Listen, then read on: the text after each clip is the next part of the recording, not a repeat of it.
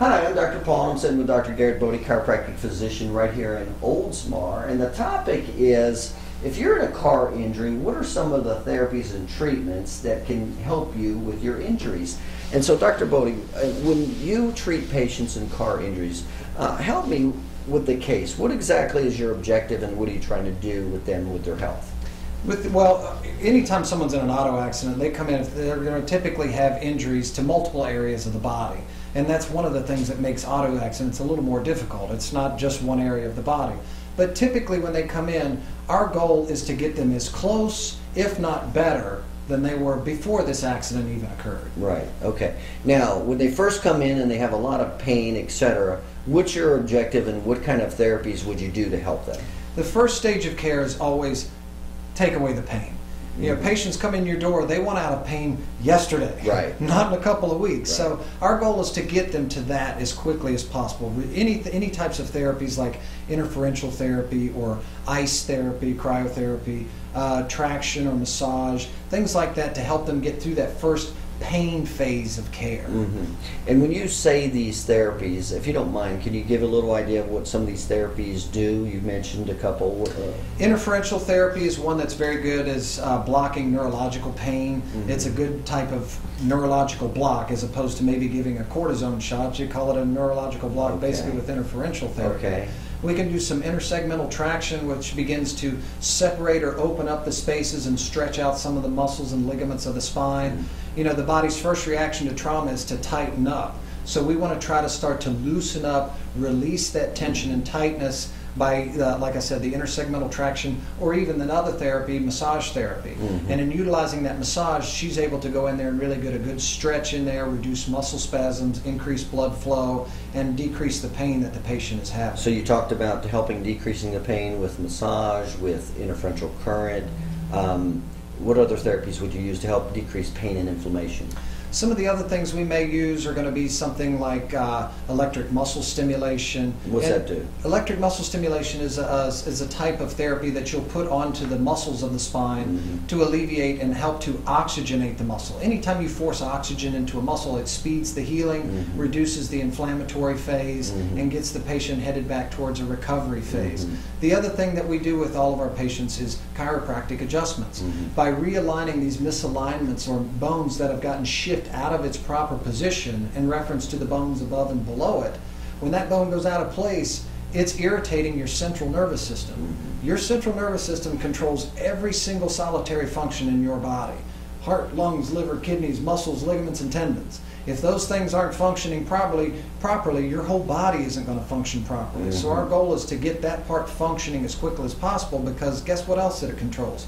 Healing. So we want to get that healing process and kick-start it into gear to get you out of that pain response as quickly as possible. So you talked about chiropractic adjustments, interferential current, electric muscle stim, massage therapy, all to help to immediately and quickly get them out of pain.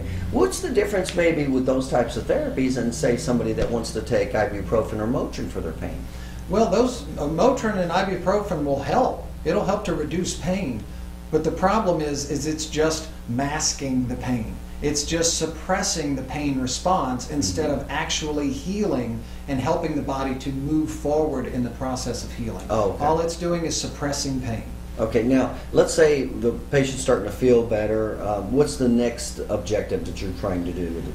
As patients come through, we start obviously with pain care. Get them through this stage of care. At about 4 to 6 weeks, and again, this depends upon the severity of the injury of the patient, but around the 4 to 6, 8 week range, we'll shift the patient to a different type of therapy. Typically that's resistance type therapy, physical therapy, stretching, working on a physio ball, working with a physical therapist and doing some stretching and elongation of some of the muscles, and resistance exercises to help to start to rebuild the strength from these torn and pulled muscles. Okay, so after the pain and inflammation subsides, you're trying to increase their strength and mobility. Correct. And so some of those, okay, I got Getting back to a full range of motion and getting back to something that's going to help the patient not only continue in that reduction of pain, but continuing to the next phase of care, which is the recovery phase. Right. Now, what happens if patients do not get that type of physical medicine? Let's just say they're in the injury, they have these physical injuries, they take over-the-counter pills or pain pills, and they never have any type of physical medicine to help restore them. What happens? I get this a lot, and I'll tell you where I see these patients. They don't come in maybe right then, but 2 years down the road, 3 years down the road, you know, those minor headaches that they were having from that auto accident that maybe got once a month or once every couple of weeks or so, those episodes or pain episodes start getting more and more. And not only they start getting more frequent, but they start getting more severe each step, to where the next thing they know, this patient has now developed themselves into a permanent injury. And then they come and see us and say, okay, now fix me. We can, but guess what? Your therapy just went from this much to this much, because you've doubled the amount of problems that have built up in the spine over time, because it didn't get better, it festered and got worse and worse, and now we're to a point where you've doubled your period of time to get this same issue to heal. That makes a lot of sense. Is it possible that the person waits so long that they're just going to have a permanent injury the rest of their life? I see that very often. And those patients, when, you know, again, those patients eventually find themselves to us, and it's a very difficult conversation when you tell a patient, you know, look, can you help them? We can help them. We can. But typically what you're going to be doing with those patients is palliative care. Right? That's a big doctor term. It basically means it's just relieving the pain on a continuous basis, because that injury is now permanent in there. It's not something I can fix and make go away, but it's something that I can keep at bay for a certain period of time. And some of these patients we typically see about once every 2 weeks, but seeing a chiropractor once every 2 weeks for the rest of your life is not necessarily something you want to do. You want to try to get yourself healed, fixed, and better so we can get you on your way. Yeah, but you know, I could see a lot of people in accidents, and then, you know, short-term taking pills, and then months and months later, now they have a... And at the beginning, you know, you take these pills and the medication, the human body has an amazing ability to adapt. And it can adapt for so long, and the pain goes away, your range of motion feels like it's where it should be, but the underlying or hidden problem that's hidden in there, it's just this sleeping problem that's waiting to fester and fester, and eventually when it does rear its head, it's usually pretty ugly. So let me understand this.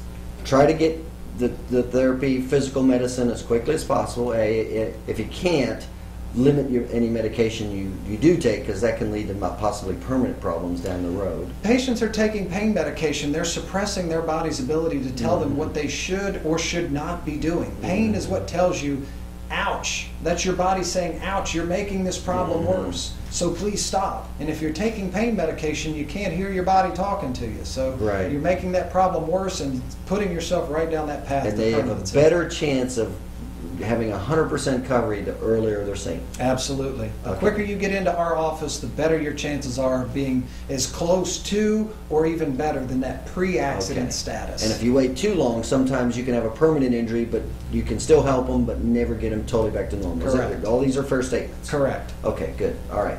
All right, well, very good. And again, we're talking with Dr. Garrett Bode, chiropractic physician right here in Oldsmar, Florida. And if you've been in a car injury, certainly feel free to give Dr. Bode a call.